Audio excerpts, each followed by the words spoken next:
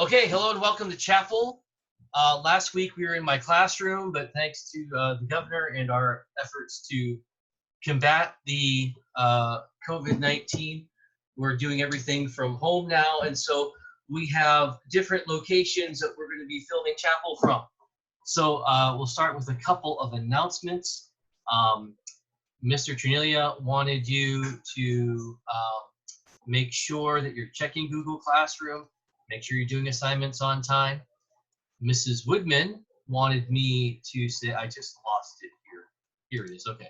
Mrs. Woodman wanted me to announce that both Elizabeth Bales and Chloe Stallcup, 7th and 8th graders, are first place finishers for the state of Wisconsin Daughters of the American Revolution essay contest, and both have been sent on for competition at the Northeast Regional. Their banquet's canceled, but they will be sent their prize money and their medals. They were going to read their essays in chapel. Unfortunately, we're not going to be able to do that. So those are our chapel announcements. And so I'm going to start off with prayer, and then I'll send it over to Mr. Davila and the Davila family for our worship time. All right, Lord, thank you for the opportunity. This is a great chapel, but Lord, we can do what we can. We still want to be fed by your word, no matter where we are. It's not a replacement for the gathered body each Sunday, but Lord, I pray that you use this in a great way. It's in your name we pray. All right, so I'm going to send things over to Mr. Davila.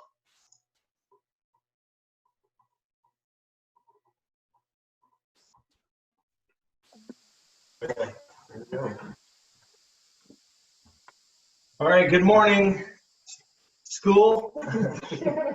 All right, Davila family here, just excited about having the opportunity to share a couple songs. We're going to sing The God Who Stays and Trust in You by Lauren Daigle.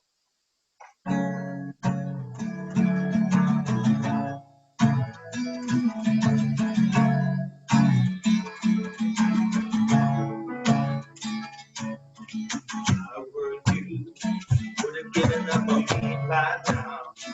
Would have labeled me a lost cause, 'cause I feel just like a lost cause. How were you? Would have turned around and walked away. Would have labeled me the only care, 'cause I feel like I'm young. Somehow you don't see that. Somehow you're still here. You're the God who stays.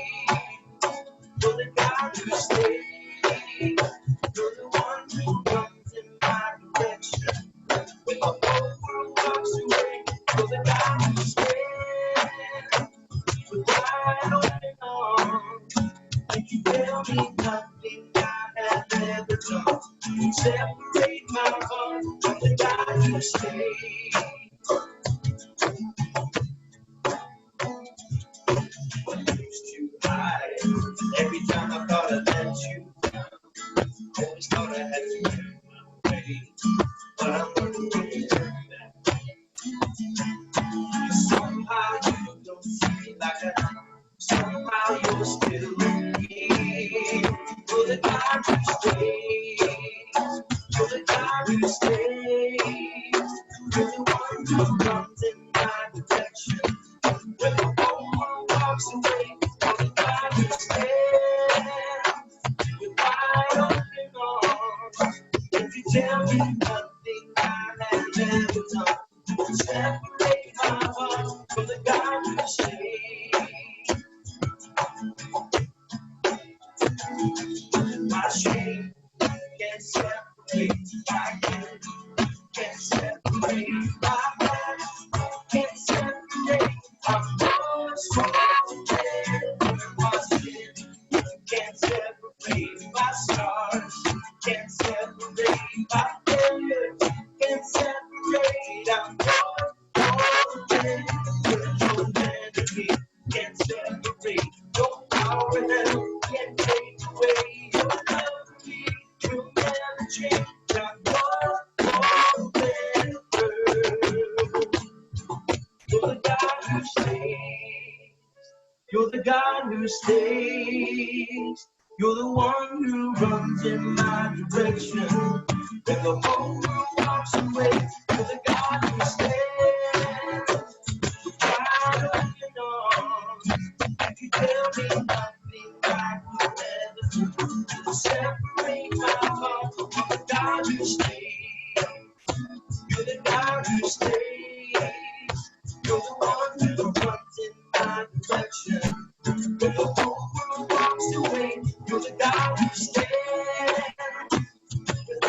open arms, and you tell me nothing I have ever done would separate my heart from the God who stayed.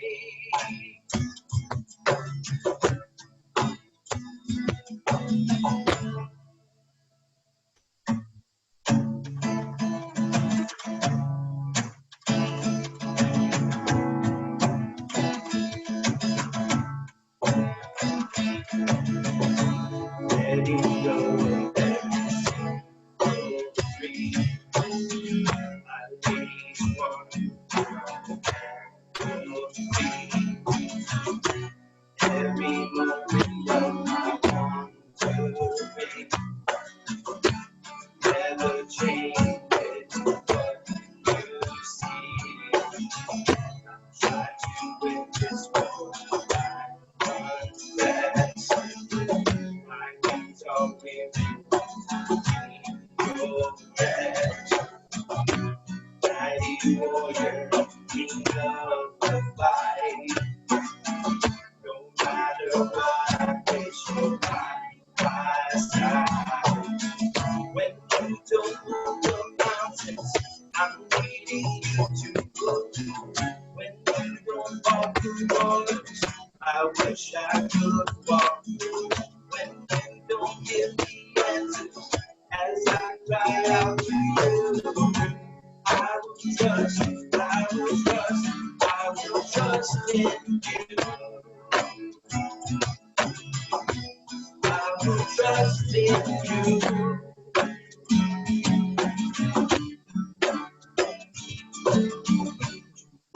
You know, oh, great.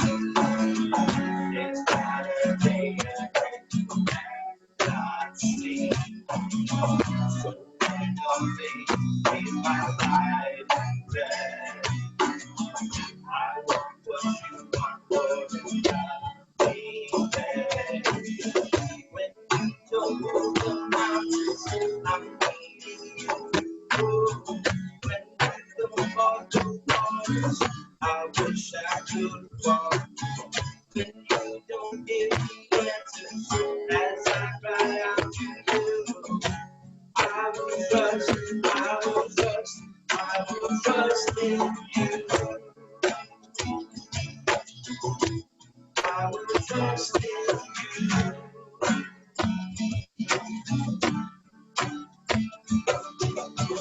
You are my strength and comfort. You are my steady hand. You are my firm foundation.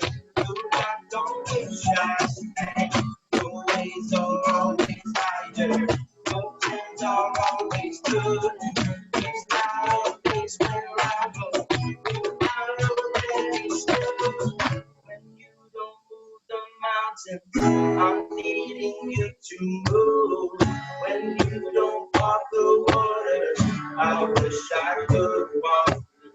When you don't give the answers, as I cry out to you, I will trust, I will trust, I will trust in you.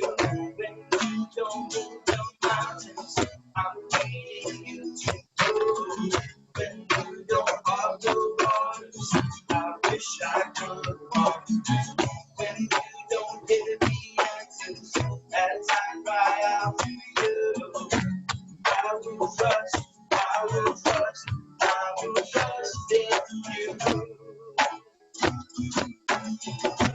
I will trust in you.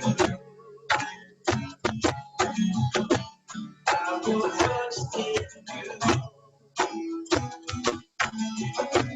I will trust in you.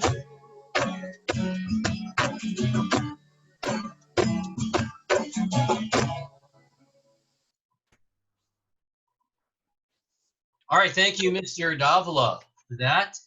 And thank all of you for listening. All right, so our guest today, I figured since we are doing this via Zoom, we're still trying to work out all the kinks and everything, I thought this would be a good time to bring in some speakers that we normally don't get to listen to. Since we can't, you may be surprised, but we don't have a huge chapel budget.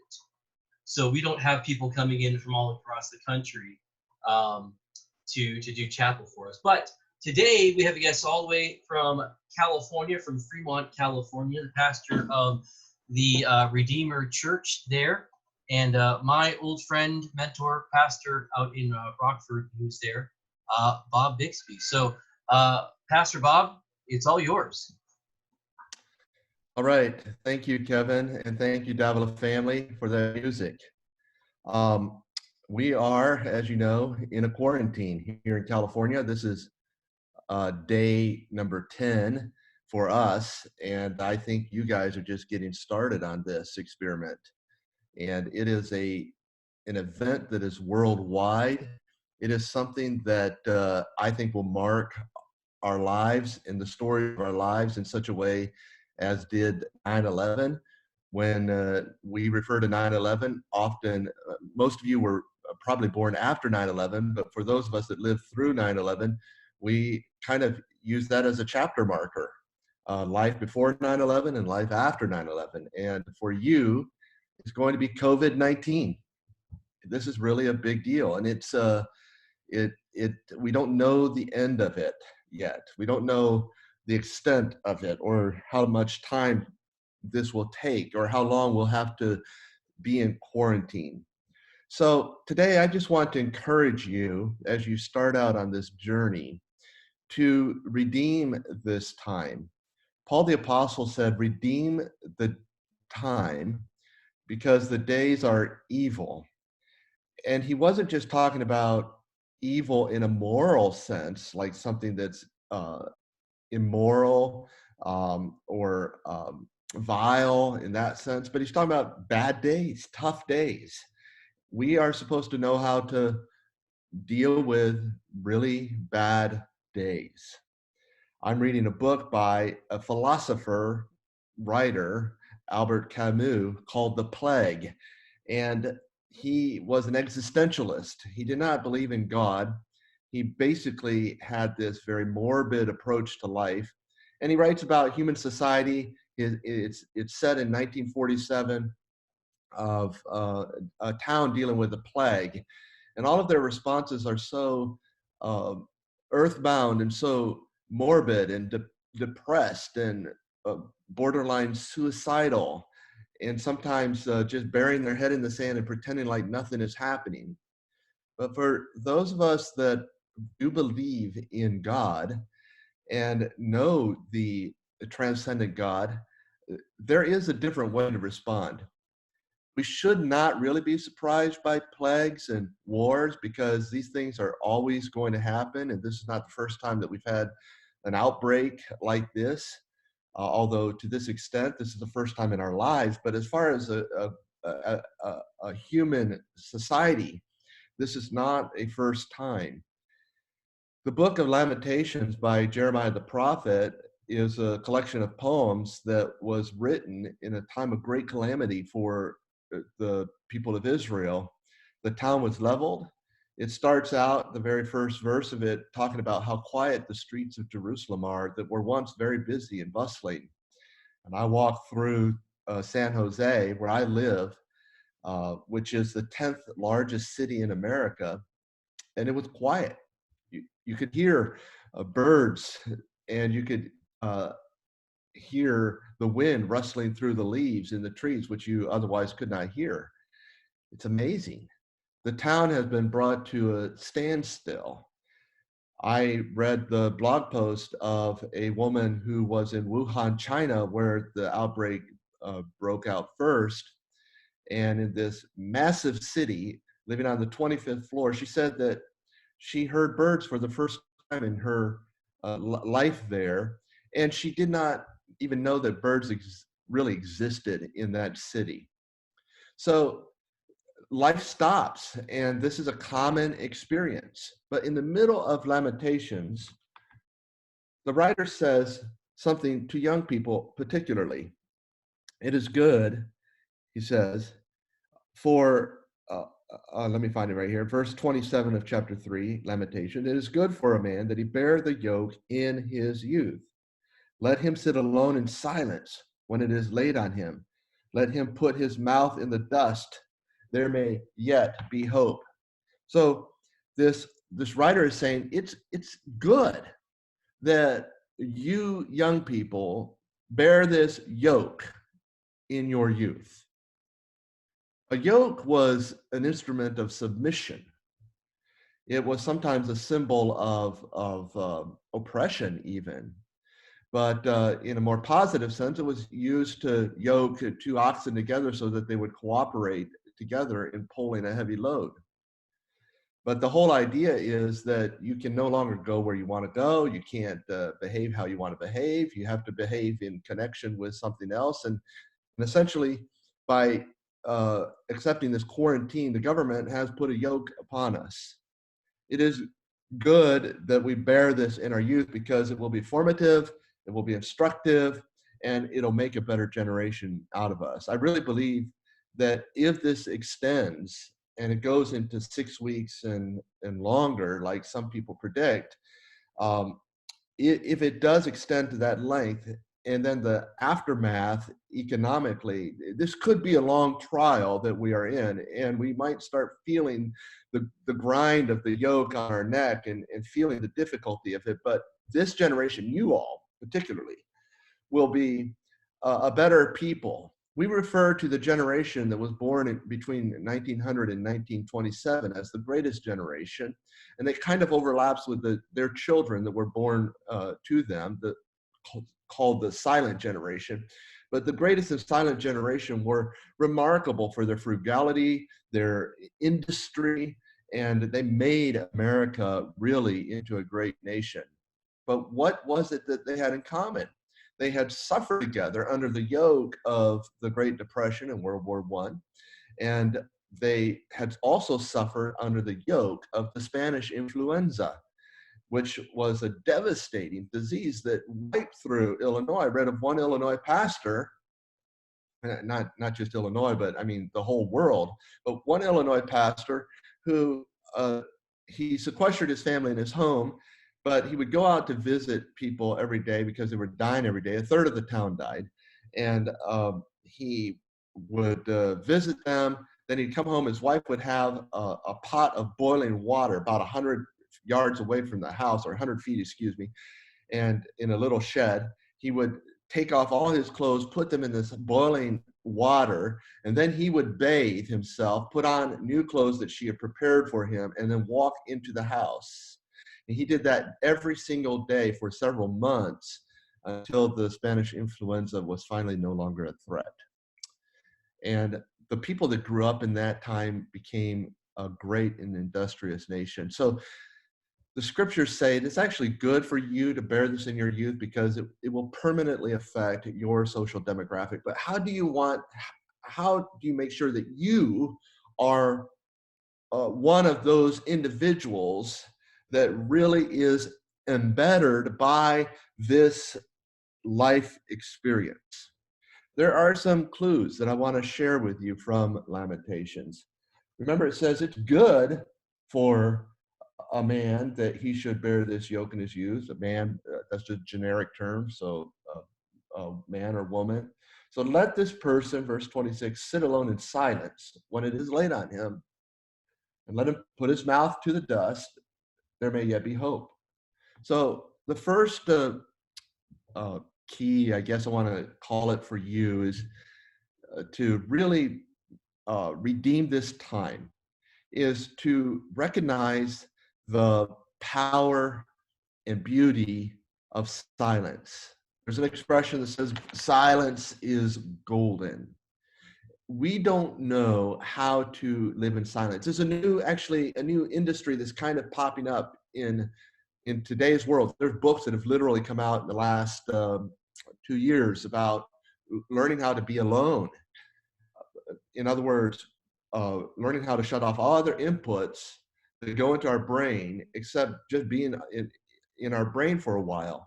Most of us can't do it. We have to have music, we have to have internet, we have to have social media, we have to have all kinds of noise going on that we can't even really think deeply and profoundly. And we are in a noisy world, but God speaks in a still small voice.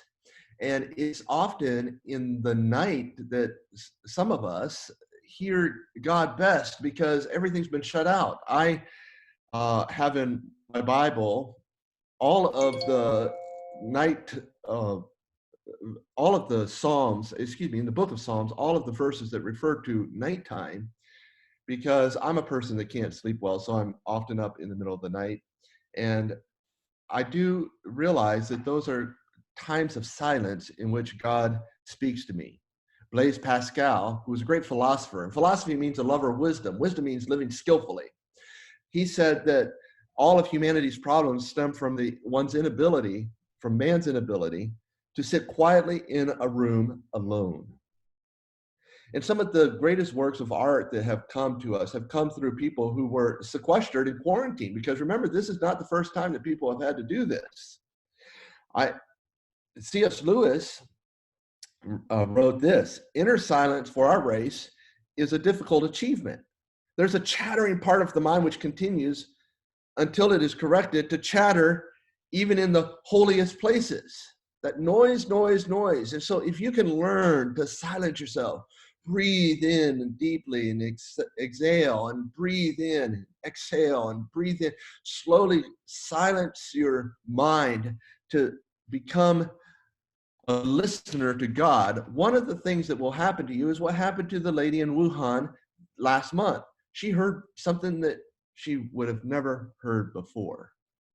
I'm in the Silicon Valley, so I'm in the epicenter of Facebook, all of the apps that you use.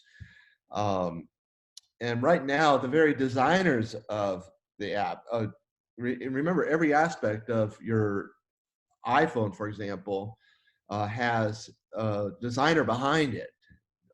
Justin Rosenstein, who designed the swipe up move, and for which he is rich, had his staff put parental controls on his Facebook account because he realized that he was addicted to it. And now he puts it in a certain part, his iPhone in a certain part of the house, because he realizes that there is an effort out here in the Silicon Valley to grab your mind and keep your attention all the time. There are articles that are coming out, for example, in Newsweek, in Time, and even in Psychology Today about the positive effects of boredom. So you might say, I'm bored. That's not necessarily bad. It's all how you decide to receive the boredom that you have and how you decide to use it. It's actually not bad. So I would like to encourage you in a very practical way is to embrace the silence. It's good to sit still in silence. Teach yourself to go an hour maybe without touching anything that's related to the digital world. Do a digital fast for an hour. For some of you, that would be incredibly difficult. I admit that it would be difficult for me. Let's do that. I'm practicing this every day, doing at least an hour and up to 2 hours of no digital connection whatsoever, trying to live in silence and just meditate on truths that God has put into my heart. So that's the first piece of advice I'd like to give you. It's good to sit still. It's not going to kill you. You're going to be a better person in the end because of this. But the reason for this is because by thinking and meditating and reflecting, we can actually ask ourselves hard questions. We're told in verse 40 of Lamentations chapter 3, let us test ourselves and examine ourselves. Socrates said the unexamined life is not worth living. You've heard that before, but he's not the only philosopher that said that. Epimenides and Marcus Aurelius and many, many philosophers for thousands of years have all agreed, even other religions, many other religions, this common thing is we should examine ourselves and test our lives, every aspect of our lives, to see how we can become better and make little tweaks and adjustments. I'm going to make a little video probably today on just little tweaks of that we can make to make our life a little better, that aren't hard to do, because God has given us the time and the talent and the tools to make these tweaks in our lives, but we wouldn't even know that we needed them if we didn't take time to search ourselves and examine our lives and our behaviors. Now, I realize I'm speaking to teenagers, but if you can, and this is my third point, celebrate your youth and realize God is allowing our society and culture to go through this experience where we might not, I don't know, we might not finish the school year together. And that's going to be very difficult for you. And I have 2 kids at home, and it's not, day 10, it's starting to get long. And we are told out here in California that we could end our school year this way. So I don't know. What I do want to encourage you in is don't have a false optimism and a bravado that is not rooted in reality. The Commander Stockdale was a Navy commander who was a Medal of Honor recipient. And he was asked how he survived 5 years of being a prisoner of war, where there's all kinds of torture and isolation and terrible things that happened to him. And so many others didn't. What did those others have in common that made it that they were unable to survive? And he said, without hesitation, optimism, a false optimism. They kept thinking, we'll get out by Christmas, and Christmas would come and they would not get out. We'll get out by Easter, and Easter would come and they would not get out. We'll get out by July 4th, and July 4th would come and they would not get out. And so they build up their hopes and it come crashing down. So let's be realistic. I urge you to do that. Be realistic. We don't know how long this will last. No one does. No one does. But let's be positive in a good sense, and that's celebrate your youth. Celebrate the fact that you get to experience this trial in your youth, and you can learn some things about yourself and about society and about life that will positively impact you and make you a better and wiser citizen of this country down the road. And maybe you'll be the next greatest generation, because we need you to really be a great generation. Our country is in a hot mess, and the anger, the cynicism, the bitterness, the immorality, the lack of unity, all of that is just making our country into a terrible mess. But maybe if we get a mature batch of young people, Generation Z becomes the next greatest generation, this would be a good thing. So celebrate the fact that after you get through COVID-19, you have, by God's grace, a long life to live. And I do want to urge you, as Christians, we believe in science. We believe that the laws of microbiology and those kinds of things. So let's become better hand washers. Let's become more conscious of social distancing. Let's really do our parts to flatten the curve so that the hospitals are not overloaded. I personally have am related to 5 different people who have COVID-19, and one of them quite seriously. And I know several others that are very serious, and they can't get into the hospital because the hospitals are packed. And I'm acquainted with one man that has died because of COVID-19. So this is not a fake thing. This is a real problem, and it's humbling, isn't it? It's just incredibly humbling to see how this affects all of us and how vulnerable we are. So the last thing I want to say to you is, remember that the Lord is the Lord. And no matter how modern we are and how technologically advanced we become, we are incredibly vulnerable. There's so many things that are out of our control. And so we ought to realize that after examining ourselves and testing ourselves and embracing silence and becoming deeper and better people, we ought to realize that the goal of this is, as Lamentations 3 says, to return to the Lord. Let's return to the Lord with greater zeal and greater depth and greater humility. And let's just ask him in all humility to restore our lives back together, but even now to embrace his mercies, which are renewed every single day, as Lamentations 3 says. And I think that we will come out of here better people. There are some habits that we will lose, bad habits that we will lose during this time. And if we're focused, there are some good habits that we will get during this time that will shape us for the rest of our lives. So embrace the silence. Silence is golden. It's good when we're afflicted to be silent. So take a time just to shut up, just to not post on social media, not listen to other people, just be silent for a while, embrace it, sit still. And you will get in line with the sages and the wisest of people for thousands of years who have spoken about this value.